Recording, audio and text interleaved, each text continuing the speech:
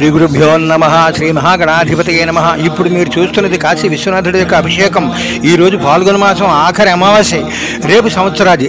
అంటే ఈ లింగానికి అభిషేకం చేసినట్టయితే గత సంవత్సరం అంతా కూడా మీరు అభిషేకం చేసిన ఫలితం, రేపు సంవత్సరాదిలో చూసినట్టయితే సంవత్సరం అంతా మీరు చేసేసినట్టు ఫలితం కలిగేటటువంటి ఏర్పాటు ఇగో ఈ లింగానికి ఉందన్నమాట.